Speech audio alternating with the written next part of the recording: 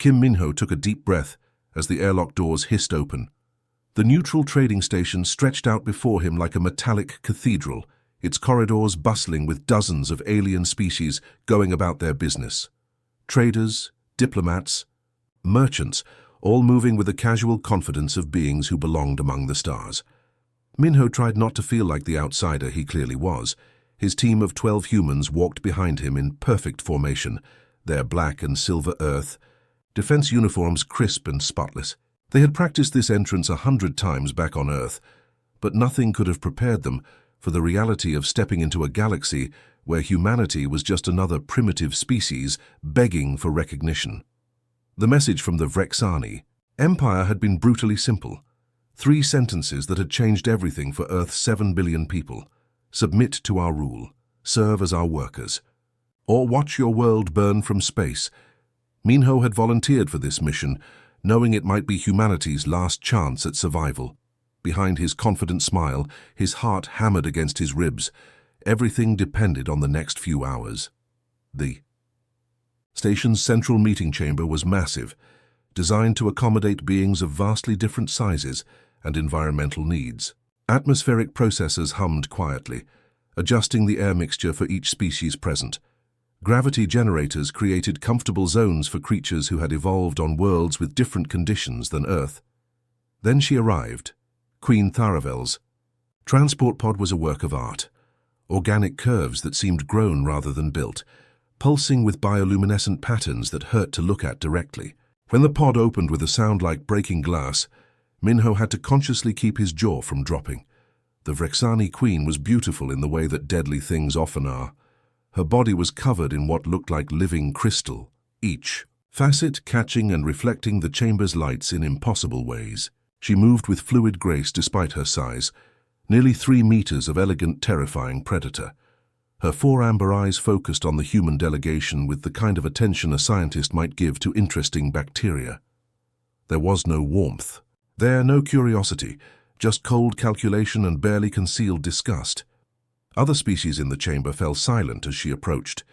Minho noticed how even the station's security personnel, themselves members of various warrior races, stepped aside respectfully. The Vrexani Empire commanded fear throughout this part of the galaxy, and their queen was the living embodiment of that power. "So, these are the famous humans," Queen Tharavel said, her voice carrying clearly despite the alien structure of her throat. The station's translation system rendered her words in perfect English, but somehow retained the contemptuous tone. "I expected more from the species that claims dominion over an entire world." Minho felt his team tense behind him. They had all heard the stories about first contact scenarios gone wrong. Species that had said the wrong thing, shown weakness at the crucial moment, and found themselves enslaved or extinct within a generation. He forced his diplomatic smile to remain steady, drawing on years of training in Earth's most dangerous negotiation rooms. "Your Majesty, we come seeking peaceful coexistence between our peoples." The Queen's mandibles clicked in what the translation system identified as amusement, though it sounded more like breaking bones to Minho's ears.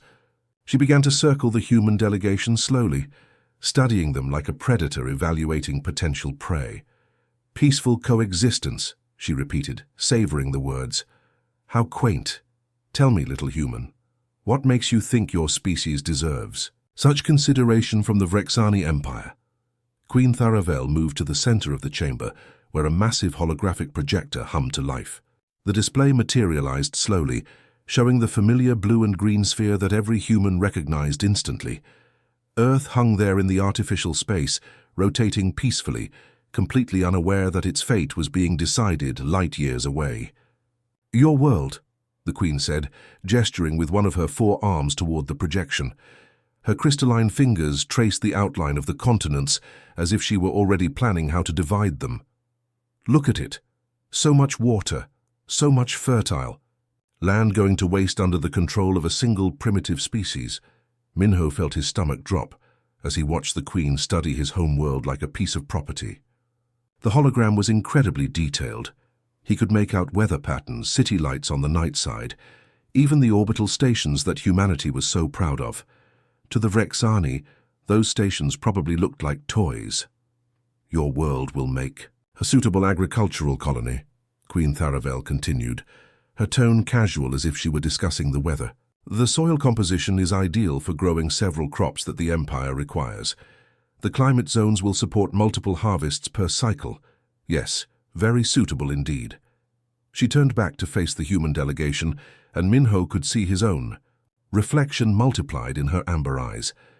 Your people will serve the Vrexani as laborers. You are physically capable, and your short lifespans mean you will not require long-term resource allocation. This is generous. Most species we simply eliminate.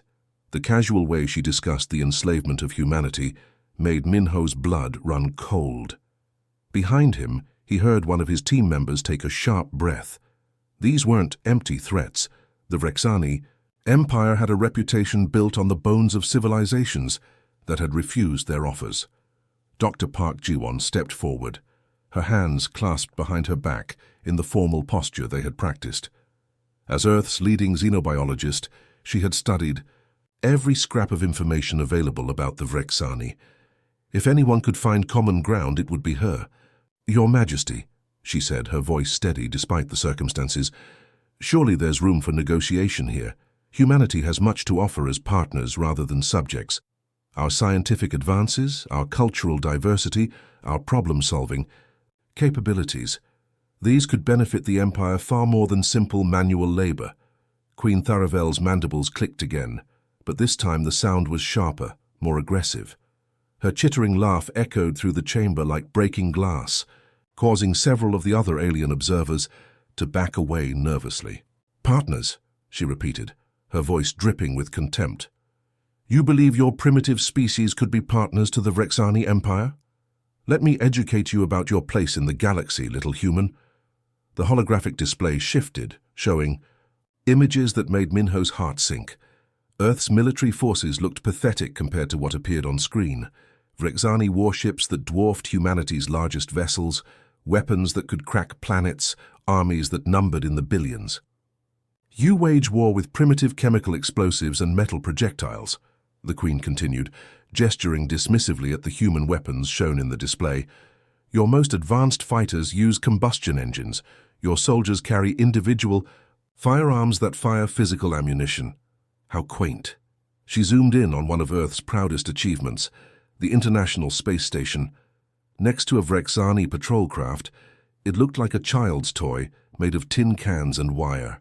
Your largest vessels barely qualify as patrol craft by our standards, Queen Tharavel said, her amusement evident.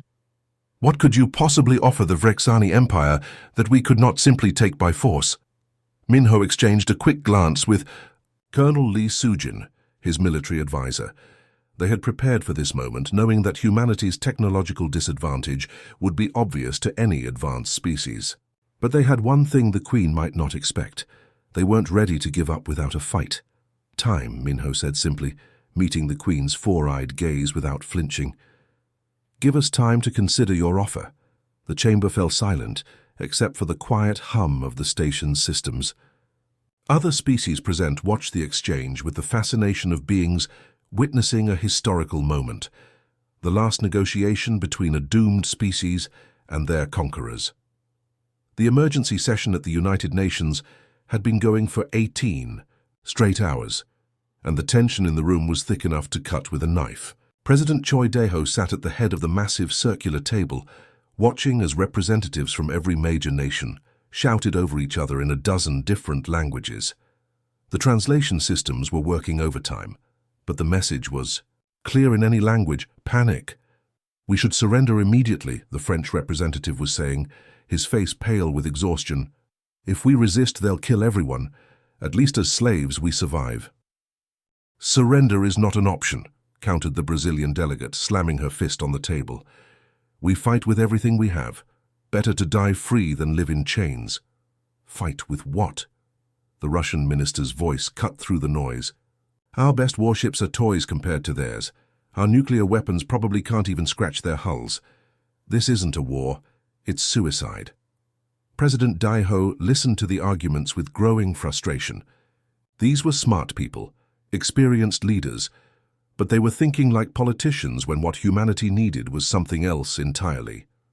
His eyes drifted to the corner of the room where General Kang Mirai sat quietly, her fingers dancing, across a tablet that most people assumed was for taking notes.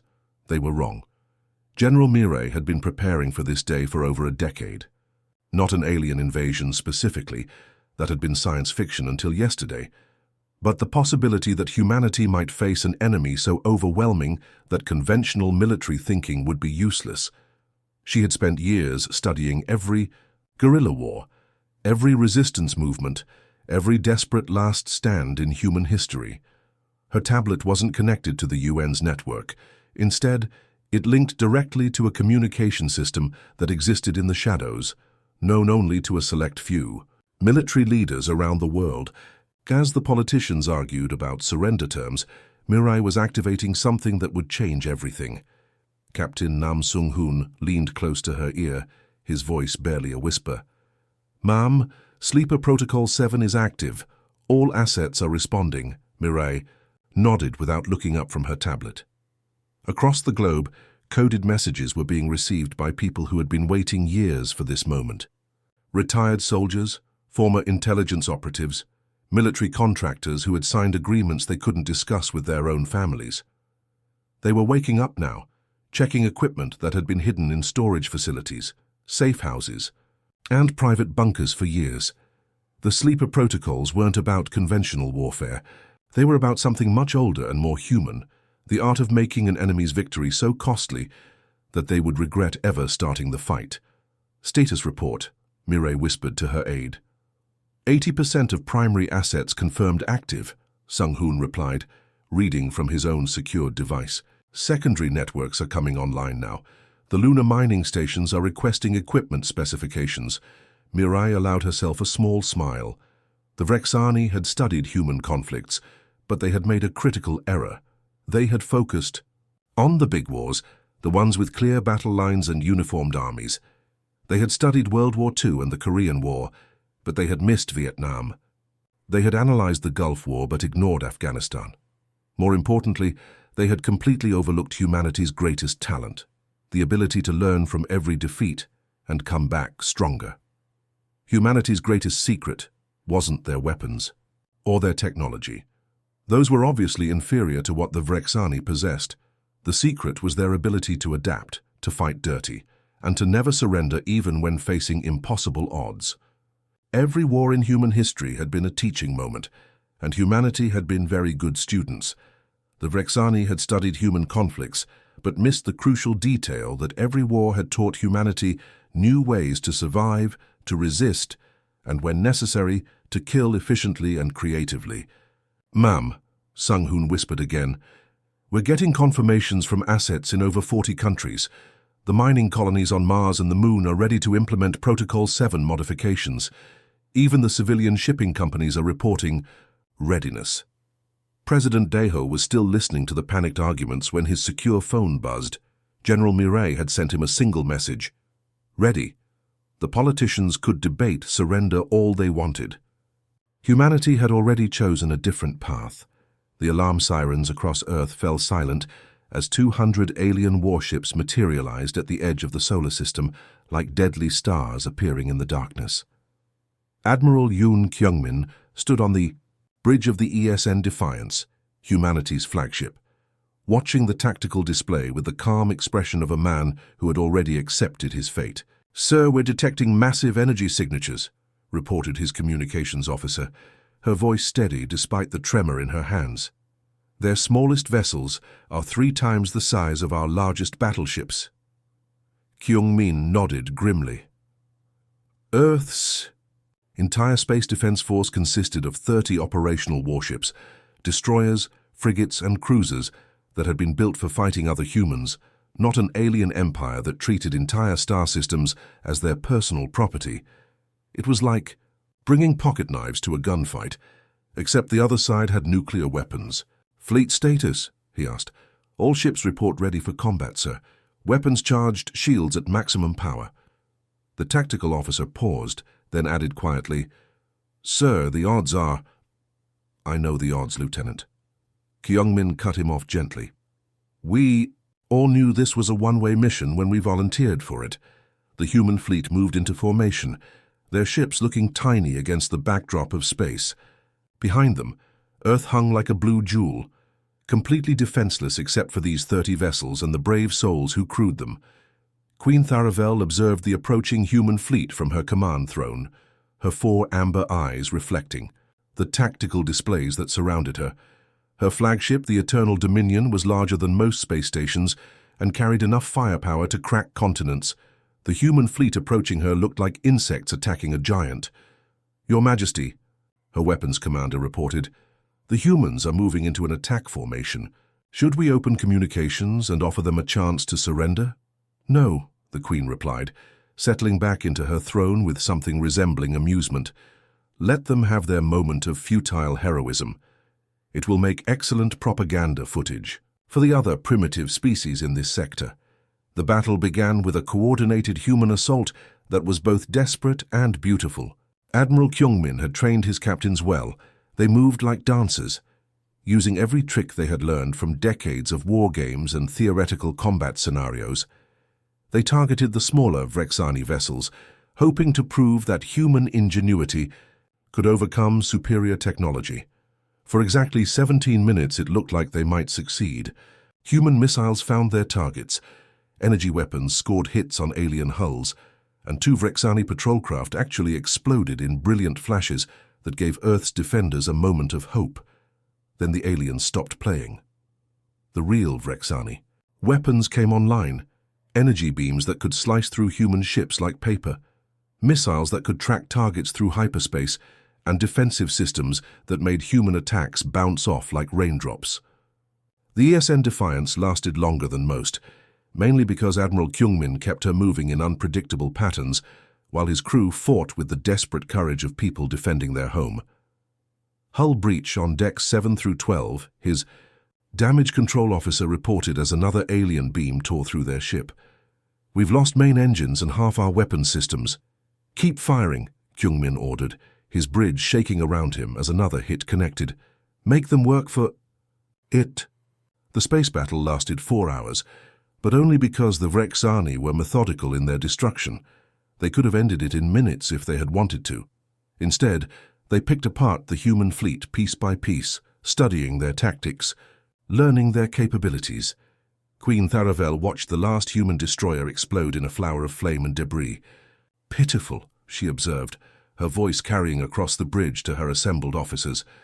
"Their courage was admirable, but courage without power is merely expensive suicide." She gestured to her invasion commander. "Begin planetary bombardment of military targets. I want their communication networks, their missile silos, and their command centers eliminated within the hour. Then prepare landing forces for occupation duties." The first wave of Vrexani dropships launched toward Earth. Like falling meteors, their shields glowing as they hit the atmosphere. Queen Tharavel expected to find human armies waiting for them, defensive positions prepared around major cities, desperate last stands at government buildings. Instead, something unprecedented happened, something that no Vrexani tactical manual had prepared them for. The humans simply vanished. Major Ko Jae-hyun pressed his back against the cold concrete wall of the subway tunnel, listening to the heavy footsteps of Vrexani soldiers moving through the streets above. Through the metal grating that separated the underground from the surface world, he could see the shadows of alien boots passing by every few minutes.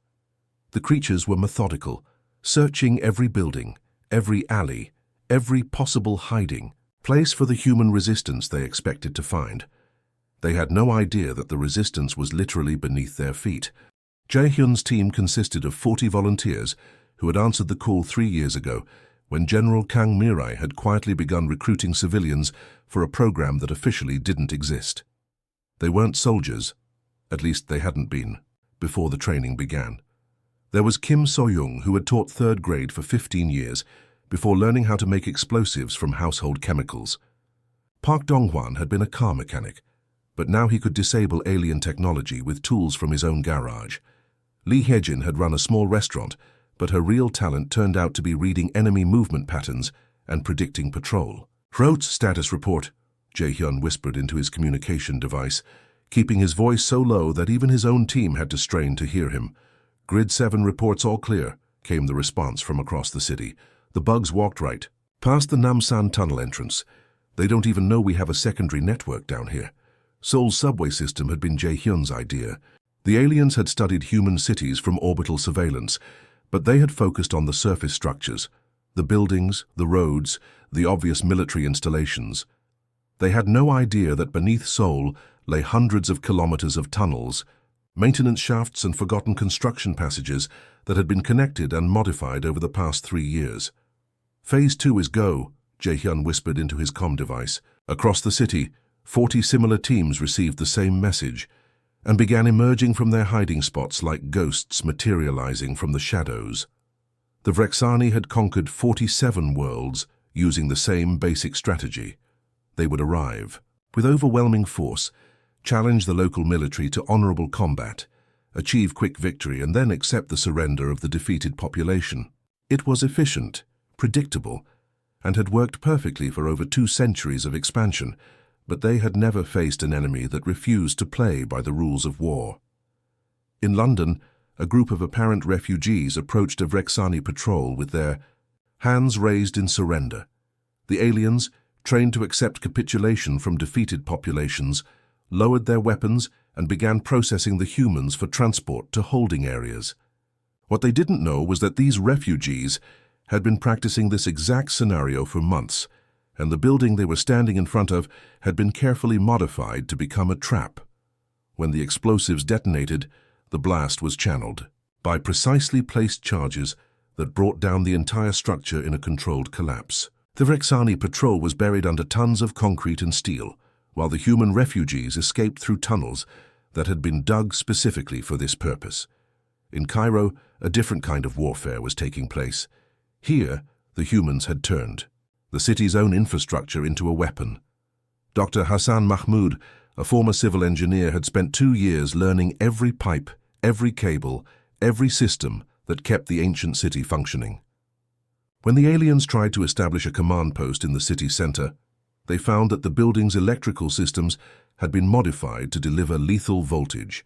The water pipes had been rerouted to flood critical areas, and the elevator shafts had been turned into vertical killing fields. The Vrexani found themselves fighting not an army, but an entire species that approached warfare like a science. Every tactic they tried was countered by humans who had studied their methods and prepared specific responses. Every position they took was undermined by saboteurs who knew the cities better than the aliens ever could.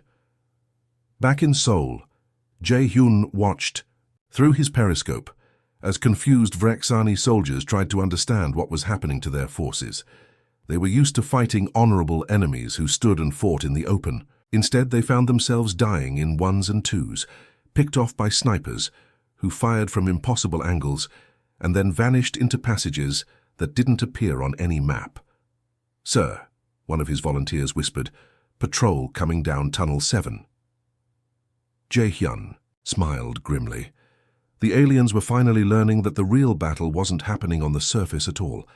Captain Shin Yoonji crawled through the narrow maintenance tunnel beneath Tokyo's Shibuya district, her knees scraping against the concrete. As she led her team toward their target, behind her, 5 other humans moved in complete silence, their movements synchronized after months of practice in these underground passages. Above them, the sound of alien boots echoed through the streets as Vrexani patrols continued their methodical search for the human resistance. The irony wasn't lost on her.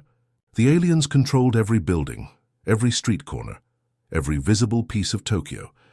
They had set up checkpoints at major intersections, established command posts in government buildings, and posted guards at every location they considered strategically important. From their perspective, they owned the city. They were completely wrong. "Target approaching," whispered Lee Mingyu, her communications specialist, pressing his ear to a small device that picked up vibrations from the surface. "Supply convoy, 6 vehicles, moving east on Route 246. Yoonji checked her watch.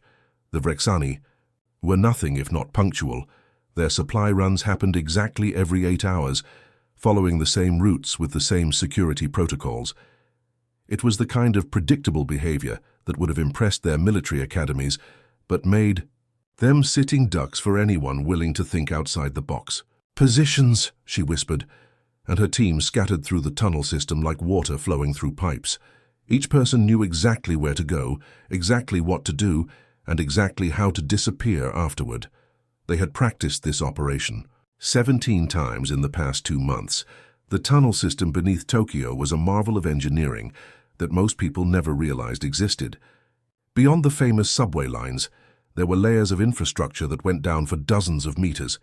Utility tunnels, old construction passages, drainage systems, and forgotten bunkers from World War II that had been sealed and lost to official records. Yoonji's team had spent the past year mapping every inch of these hidden spaces, connecting isolated sections and creating a transportation network that existed completely separate from the surface world. The Vrexani had no idea they were fighting an enemy that could appear anywhere, strike without warning, and vanish back into passages that didn't show up on any scan. She reached her position directly beneath the convoy route and carefully lifted a small periscope through a concealed opening. The Vrexani vehicles were exactly where they were supposed to be, 6 heavily armored transports carrying weapons, food, and medical supplies for the occupation forces. The alien guards looked confident, almost bored. After all, the human military had been destroyed and the population had seemingly vanished. What threat could there possibly be? "Their technology is impressive," Yoonji reported quietly into her communicator, watching the advanced alien vehicles roll past above her head. "But they think like conquerors, not like survivors." The difference was everything.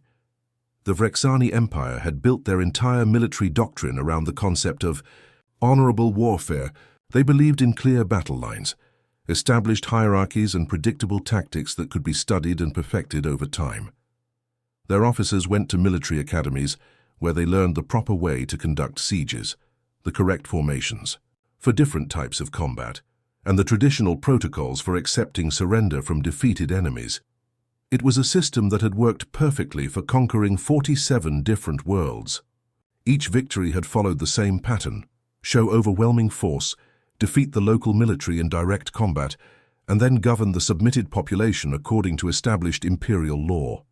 Humanity fought like humans, chaotic, creative, and utterly ruthless when cornered. "Execute," Yoonji whispered into her comm. The first explosion came from a drainage pipe that had been packed with homemade explosives.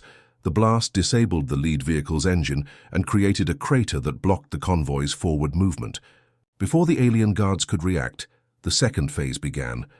What looked like manholes covers across the street began lifting up, and humans emerged from underground with weapons that had been scavenged, modified, and adapted specifically for fighting Vrexani armor. These weren't military-grade weapons. They were improvised tools created by mechanics, engineers, and hobbyists who had figured out the weak points in alien technology through trial and error. The attack lasted exactly 90 seconds. By the time Vrexani reinforcements arrived, the convoy was destroyed, its supplies confiscated, and the attackers had vanished back into tunnels that sealed themselves behind them. Above ground, frustrated alien commanders tried to understand how an entire resistance cell could simply disappear in the middle of a city they thought they controlled. Below ground, Yoonji's team was already moving toward their next target. Lieutenant Colonel Bae Hyunwoo lay flat on his stomach atop a Tokyo skyscraper, studying the massive Vrexani command ship through his high-powered scope. The alien vessel hung in the sky like a dark moon, its hull stretching for over 2 kilometers and bristling with weapons that could level entire city blocks. Getting inside seemed about as possible as swimming to the bottom of the ocean without oxygen. His infiltration team had been watching the ship for 3 weeks, documenting every movement, every patrol pattern, every detail of how the aliens operated their floating fortress. What they had discovered was both encouraging and terrifying. The Vrexani were incredibly advanced, but they were also completely predictable. "Sir, I've been thinking about the supply runs," said Corporal Moon Sora, crawling up beside him with her own scope. Before the invasion, she had been a circus performer, specializing in acrobatics and escape artistry. Now she was possibly humanity's best infiltration specialist, mainly because she could fit through spaces that normal people couldn't even see. "What about them?" Hyunwoo asked, still watching the command ship through his scope. "They happen every 6 hours, same route, same security protocol. The shuttles dock at the lower cargo bay, unload for exactly 37 minutes, then return to the surface supply depots. Sora pointed to a section of the ship's hull where small craft were constantly coming and going. They don't even scan the cargo containers once they're loaded. They just assume everything is secure because it came from their own facilities. Hyunwoo lowered his scope and looked at her. You're suggesting we hijack a supply shuttle? I'm suggesting we become the cargo, Sora replied with a grin that was equal parts excitement and insanity. They don't expect their prey to hunt them. Every species they've conquered has fought defensively, trying to protect their territory. None of them have ever tried to board the command ship and attack from the inside.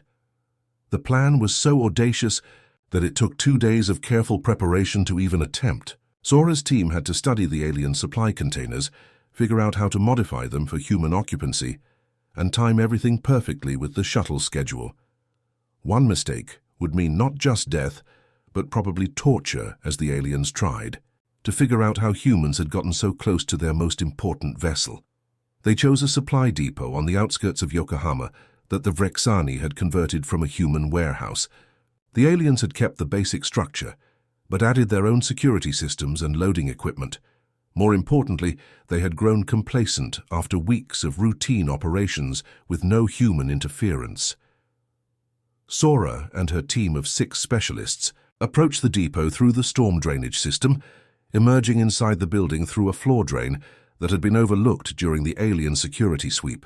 The timing had to be perfect. They had exactly 18 minutes between the departure of one supply shuttle and the arrival of the next. "Charges set," whispered Park Ji-hoon, their demolitions expert, as he finished preparing the shaped explosives. That would turn the Vrexani's greatest strength into their vulnerability.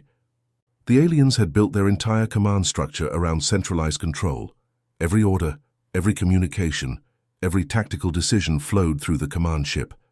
If they could disrupt that system, the entire fleet would be thrown into chaos. The modified cargo containers were cramped, uncomfortable, and terrifying. Each human team member was squeezed into a space barely large enough for their body, surrounded by life support equipment that had been cobbled together from stolen alien technology and human ingenuity. If the containers were scanned too carefully, or if the shuttle's cargo bay lost atmosphere, they would die without anyone ever knowing what had happened to them. But the plan worked.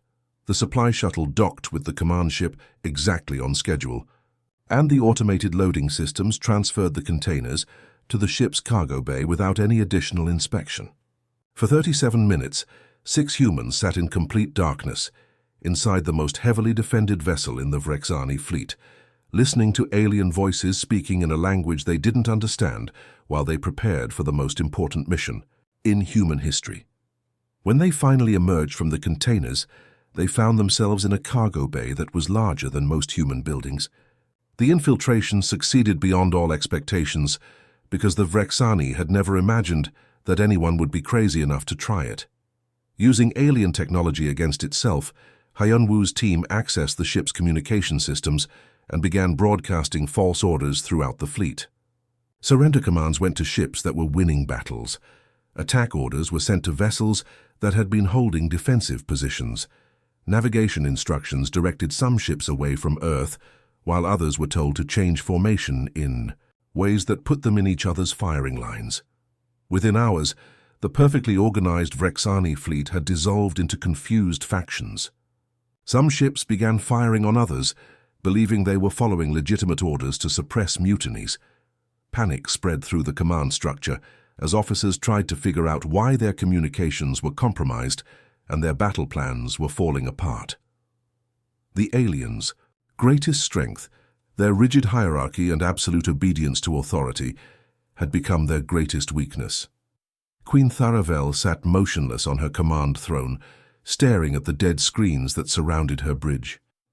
The eternal dominion, pride of the Vrexani fleet, and terror of 47 conquered worlds, now drifted helplessly in Earth's orbit like a broken toy.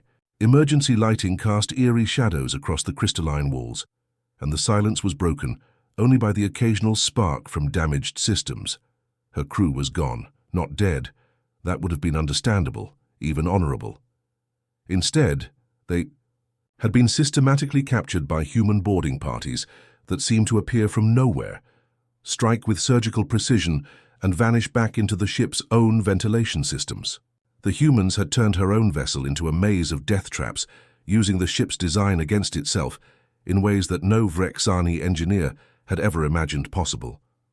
The Queen's 4 amber eyes reflected the dim emergency lights as she tried to understand how everything had gone so terribly wrong.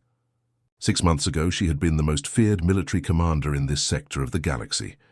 Her fleet had been invincible, her tactics proven through centuries of successful conquest. Now she sat alone on a dead ship, surrounded by the wreckage of an empire's reputation. A soft hum filled the air, and Queen Tharavel looked up to see a human transport beam materializing in the center of her bridge. The technology was crude compared to Vrexani systems, but it worked well enough to deliver its cargo.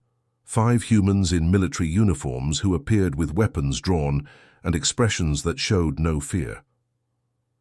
General Kang Mirai stepped forward from the group, her boots clicking against the polished floor as she approached the throne. She was smaller than most Vrexani children. Her technology was primitive by galactic standards, and her species had been spacefaring for less than a century. Yet somehow, this tiny human had orchestrated the first military defeat in Vrexani. "History, Your Majesty," Mirai said with the kind of military precision that the Queen had once respected in her own officers. "I believe we need to discuss terms." Tharavel studied the human general with growing fascination. There was no gloating in her voice, no triumph in her expression.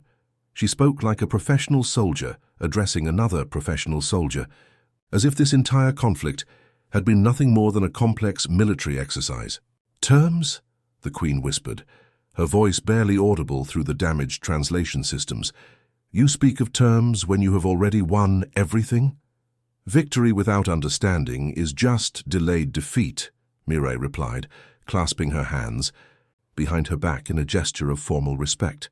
"We want to make sure this doesn't happen again." The Queen's mandibles clicked weakly. "How?" she asked, the question that had been haunting her for weeks, finally finding voice. "We studied your conflicts, your wars, your weapons, your tactics. You fight primitively, chaotically. Your technology is centuries behind ours. By every calculation, every simulation, every model we possessed, you should have been conquered within days." General Mirai nodded as if she had been expecting this question. "Exactly," she said simply. "You studied our wars but missed the point entirely." She gestured to one of her aides, who activated a small holographic projector. Images began appearing in the air between them, scenes from human history that the Vrexani had analyzed during their preparation for invasion. "You saw World War II and focused on the tank battles and naval campaigns," Mirai continued, highlighting specific battles in the display. "You missed the French resistance.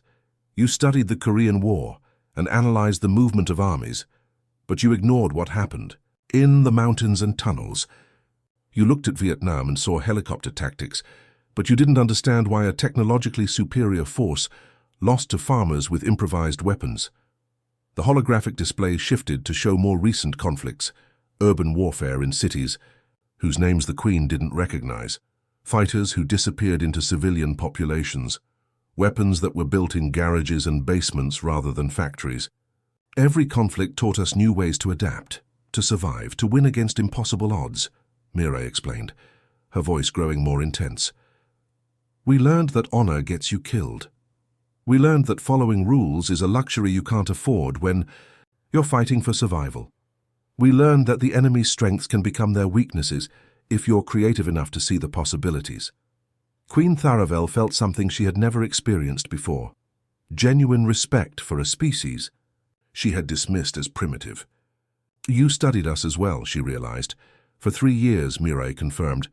"We knew someone like you would come eventually, maybe not the Vrexani specifically, but someone with overwhelming technology and traditional tactics.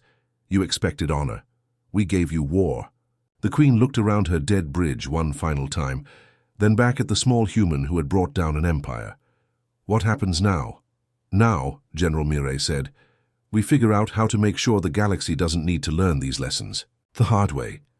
The rebuilt United Nations building looked nothing like its predecessor, Where once there had been a simple assembly hall designed for human diplomats, now there was a massive complex that could accommodate beings of dozens of different species. Environmental controls maintained separate atmospheric zones. Gravity generators created comfortable spaces for creatures from high-gravity worlds, and translation systems worked overtime to convert thoughts and concepts between species that had evolved on completely different planets. Tharavel sat in what had once been called the Observer's Gallery, watching human technicians work alongside Vrexani engineers to install the latest communication equipment. 6 months ago, she had been Queen Tharavel, Supreme Commander of the Vrexani Empire's expansion forces and terror of 47 conquered worlds. Now she was simply Tharavel, a former military officer whose titles had been stripped by the Vrexani Council in a desperate attempt to distance themselves from the disaster she had created. The irony wasn't lost on her.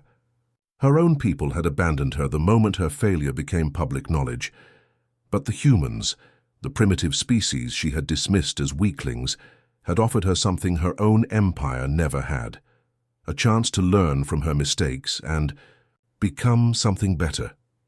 "The morning briefing is about to begin," said Dr. Park Ji-won, approaching with a tablet full of reports.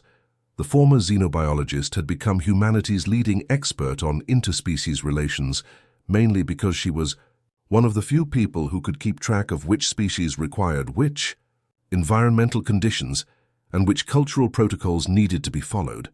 Tharavel nodded and followed her into the main assembly hall, where Ambassador Kim Min-ho was preparing for another day of reshaping the galaxy's political landscape. The man who had once stood helplessly before her throne now commanded respect from species across 12 star systems, not because he threatened them, but because he offered them something they had never experienced before: genuine partnership. "Good morning, everyone," Min-ho said, addressing the mixed group of humans and aliens who now made up Earth's diplomatic corps. "Let's start with the status report from the Kralthax negotiations."